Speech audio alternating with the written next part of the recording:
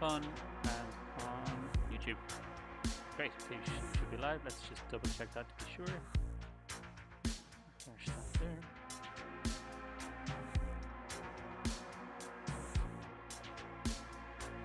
We are live. Okay, good. Excellent. Okay, we're live. Fantastic. Welcome everybody. Day 108. So yeah, we missed live stream since Saturday. I think is the last one that we did because it was a national holiday here in Ireland. So I wasn't working yesterday. And still working on Upscalp, flying on that of course, but yeah, not on other things. So this is an experiment I'm trying at the moment in the background. I don't know if you can hear that, but I'm a very, very big Towards Canada fan, and they released a new album last week. I've been listening to them non-stop, so we're playing them in the background. I want to test this because I want to see if this will mean that if it gets content ID'd on YouTube, that'd be very, very interesting. So we'll try that. I don't think it'll be a problem on X or any of the other platforms, but it'd be very, very interesting to see if anything happens to it on YouTube. But I love the album, so I'm playing it in the background. All right. Can you hear me?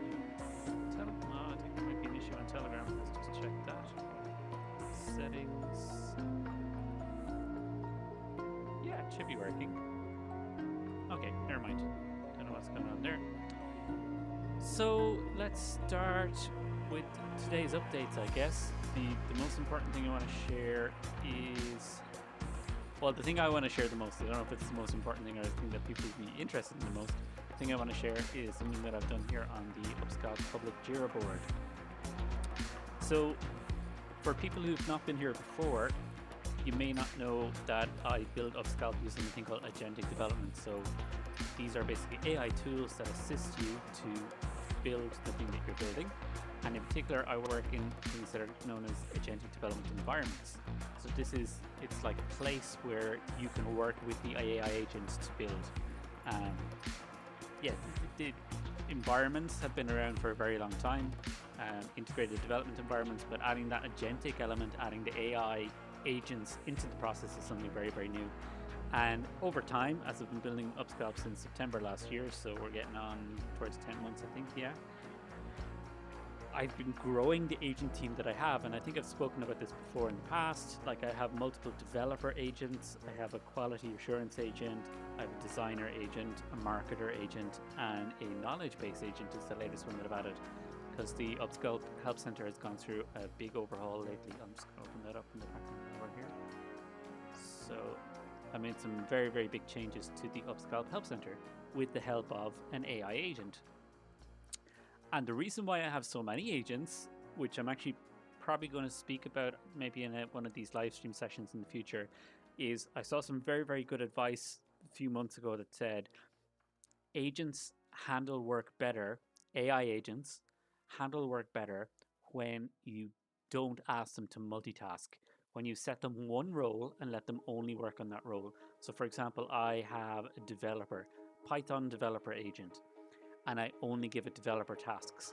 And the reason why this works so well, or works better rather, is AI agents have this thing called context windows, and that is something like very limited short to medium term memory. So that's kind of their understanding of context. It doesn't last forever. It's very limited, in fact.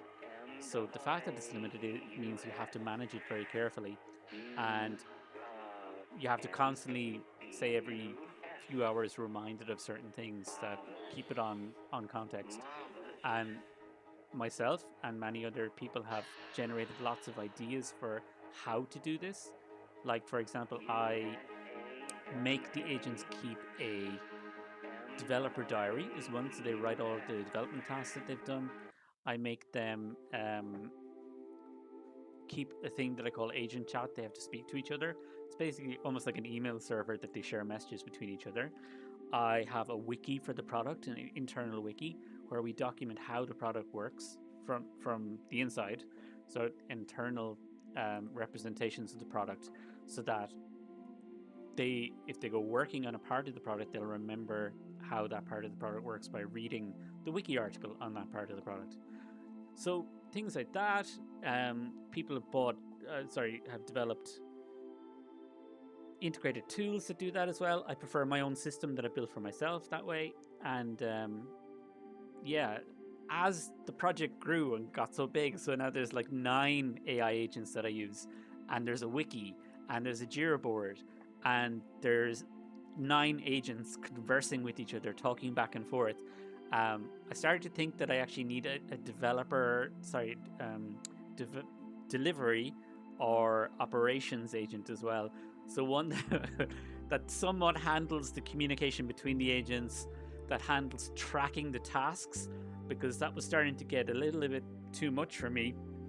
I want to focus on the parts of the work that I want to do, but I was spending a lot of time managing the interactions between those agents and keeping them on track and things like that, and recording where they're at. So I was doing this public Jira board manually, and I had this idea: why don't I create an agent to do it? So for the very first time, this board here is populated by AI. So my Upscalp operations agent looked at all of the tasks that we're working on. It looked at that developer diary that I was talking about. It looked at the agent chat, and it looked at other things inside the project. And it updated the Jira board to match the current project reality, which is amazing. I'm so happy with this. Very, very nerdy moment for me, but I really enjoyed that this worked.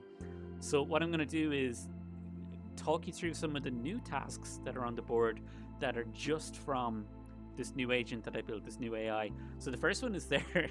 This one is done. Delivery or operations, keep public Jira backlogged livestream ready. So I set it up to have an automation.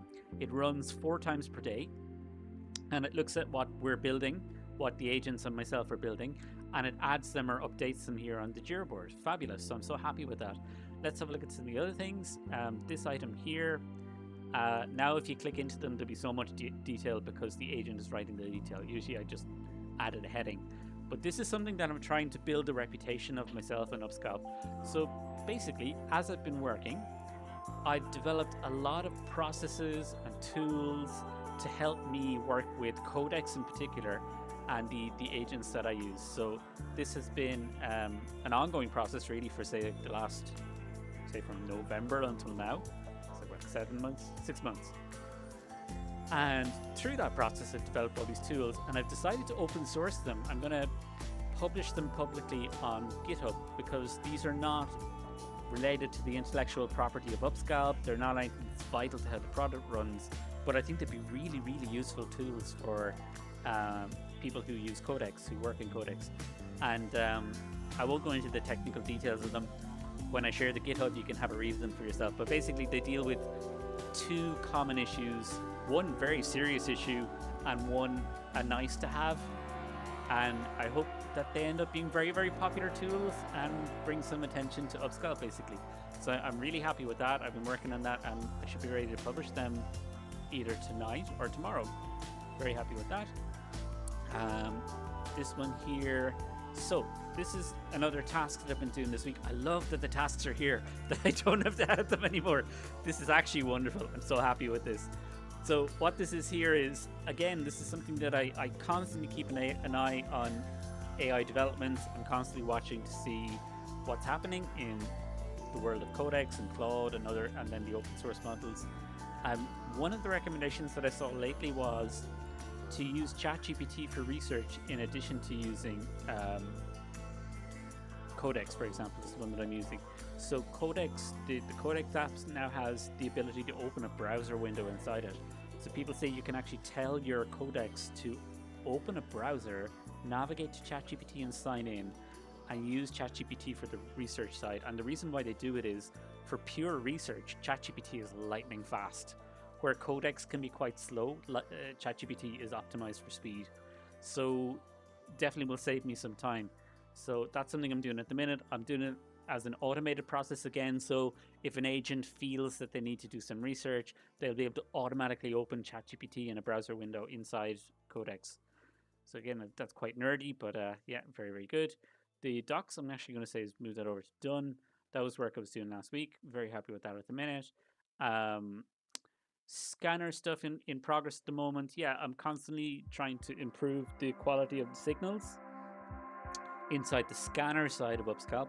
That's gone very, very well. And in particular, I think our private beta holders have been seeing that that they're getting wins in yellow conditions where they didn't before, for example. Very, very happy with that. I'm adding a command within their beta bot, which it's in the scanner at the moment. So if you go to Upscalp Premium, you can actually check what the current market sentiment is, and it's not in the beta bot. So I'm going to add that so that at any time, anyone can have a look at it and see what the market conditions are like. Um, this one, then there were quite a lot of little small issues that came up through the beta testing. That's why we do a beta, so that you identify these smaller issues and you can deal with them. So one of them was it's an interesting one, a very niche one.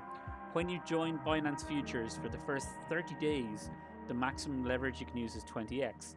So obviously some Upscalp signals have much higher than that. Some of them go up to like 53x, I think is the most that we usually, for MP short strategy, the momentum short, the maximum recommended leverage for that is usually around 53x. So we need to do a bit of a converter to stop, because at the moment what's happening is, for those people who are just opened their Binance account, if the leverage is higher, the trade is failing. So we need to make a little connector just to do a conversion there. No problem. We'll have that done pretty soon. Let's see what else is here. Yeah, this is a nice little feature. So if you're not part of the beta, you won't have seen this yet, but this is a feature that's inside Upscalp beta, which will have the automated trading. It lets you run a command called why that tells you why the last trade didn't open. So like maybe you saw a signal in Upscalp Premium and you said, that looks like a really good signal. Why did my bot not trade it? Why didn't it open a trade for that signal? Well, you can find out, and usually it'll tell you the reason exactly why. And what I've been finding is that through the private beta, it has some information, but I think users need more information, more explanation about why something didn't open a trade. So I'm going to add more information to that. Leverage rebuild. I'm not actually sure what that one is. Let's open it up and see what the bot said. From exchange. Yeah, just where there are differences between, again, my recommended leverage versus the maximum leverage that's actually available on the platform. So for example, if we speak about KuCoin, no, we'll speak about Hyperliquid. Actually, that's one we should talk about.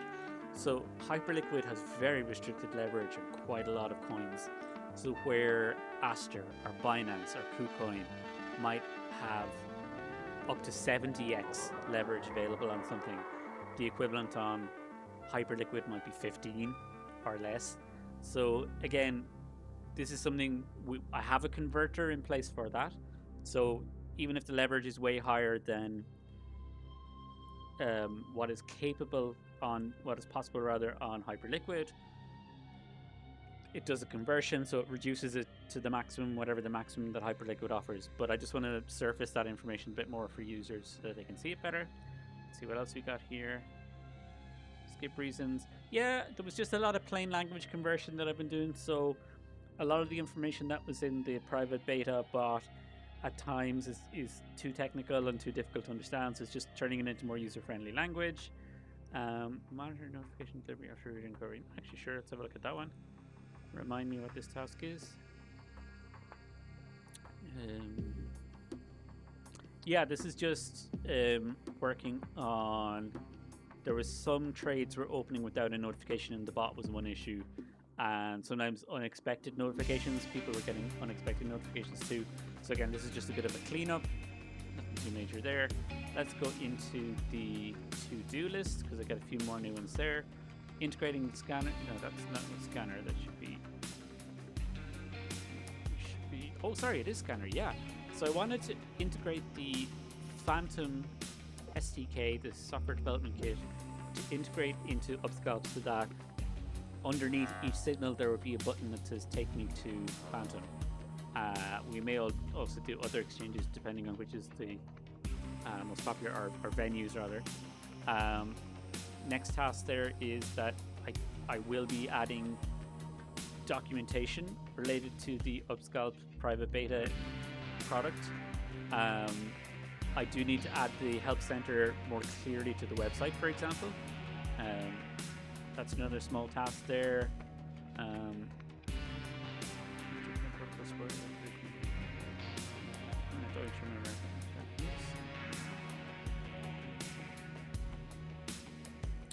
Oh, I do. Yeah, this thing that I've developed, I'm gonna put that into done. This open source little feature that I developed, it did need a bit of hardening. It wasn't quite as robust as it should be, but that's done now. Um, Grand, and that's the, yep. Let's see, is there anything, did I add anything into the idea list? I think I might have. Let's just have a look if there are any new ideas here. Yes, there are.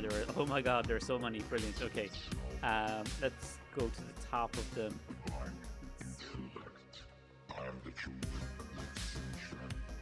This one. We'll start here. So, I'm going to be looking at integrating Upscalp into the range of new Solana native futures venues that have opened up or are starting to get very popular lately. Solana themselves are pushing a bunch of them.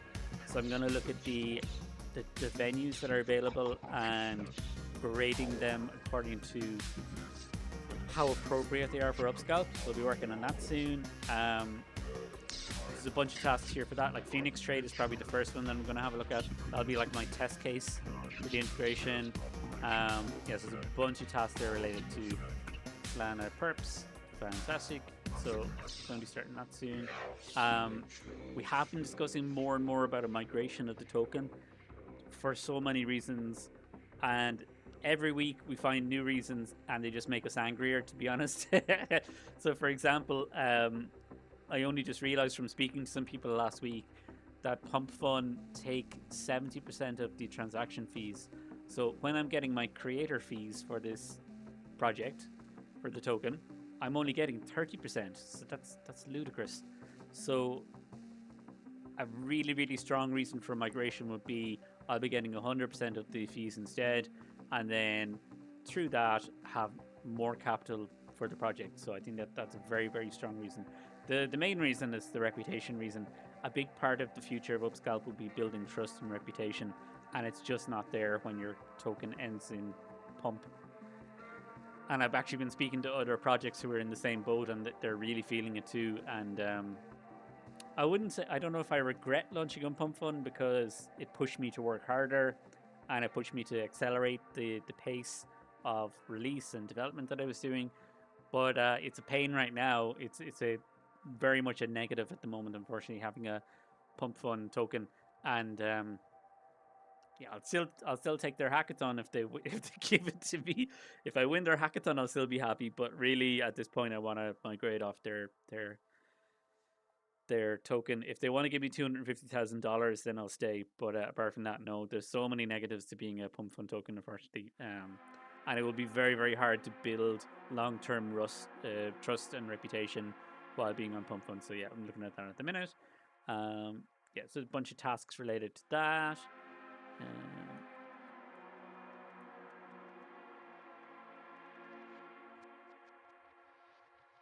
I have to look at that one. I think I might have that one done already. Anyway, so that's the board. If you ever want to look at it, it's publicly available. It's this link here, JiraExternalShare.com. So this is actually, anyone can go and look at our Jira board. This is the link here. I can share it on X if anyone wants it, or in Telegram. Just let me know. Actually, I'll share it in Telegram right now, so that it's there, and I'll pin it just so people know. Okay, this is our public Jira board. There, great. So that anyone can see the tasks I'm working on at any time. And because I've made this operations agent, it will be even more up to date than it's been in the past. Okay, so that's all the development stuff at the moment. Still working for the Jupiter, waiting rather, not working for the verification on Jupiter. Yeah, and just working really hard. I've got so much work going on. I think for people not in the private beta, just to give you an update on what it is, Upscalp generates signals, and we have a private beta of a new aspect of it that automatically trades the signals for you based on parameters that the user sets. So there's a bunch of default settings, and you can then customize it according to your risk tolerance.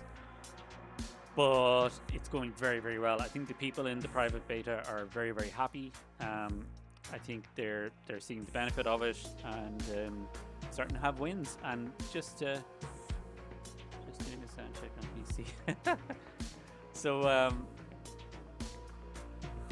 the positive side I think for that then is that when people are having wins, we'll be able to share wins. So I've actually added a new channel. Let me just get Telegram open here for a second. There we go. So this one. So we've added a new Telegram channel here where we'll start posting the wins that people have, so you can see the progress that people are making using the product. So yeah, that's going to be exciting. Hopefully we'll build up like a nice base of evidence there, like a catalog of proof of how good the product is. So that's it. That's the only other thing I had to talk about for today. I'm going to just have a quick look at all of the channels to see, to make sure this has ended. Oh no, what happened there? It hasn't ended. Okay. I hope it didn't end, because I didn't end it.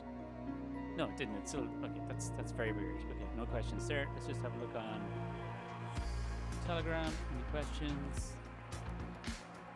Yeah, great.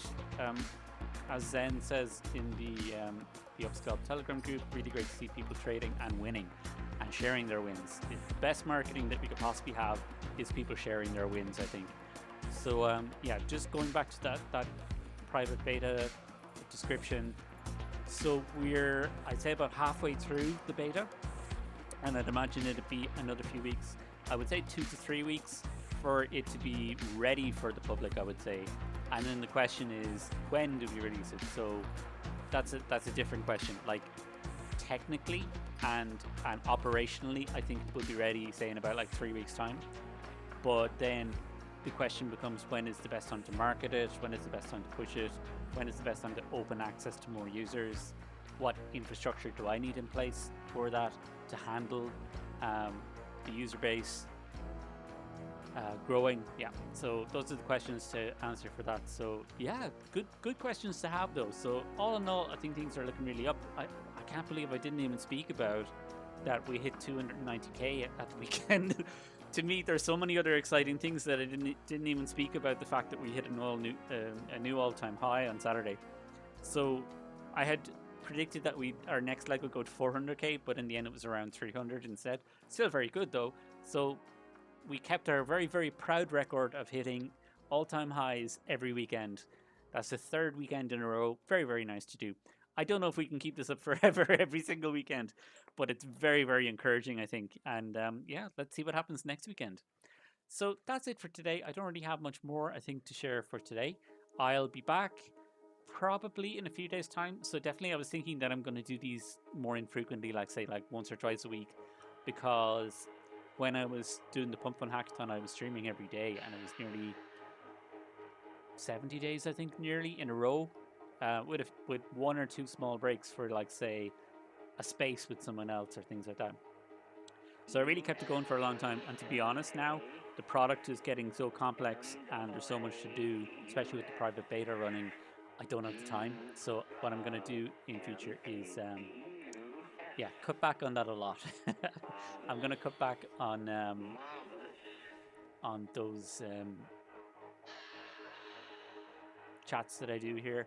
I don't think, yeah, I think like probably once or twice a week is enough anyway. Maybe Mondays and Saturdays, so like today's Tuesday, but probably the start of the week and one of the days in the weekend, Friday or Saturday, I'll do.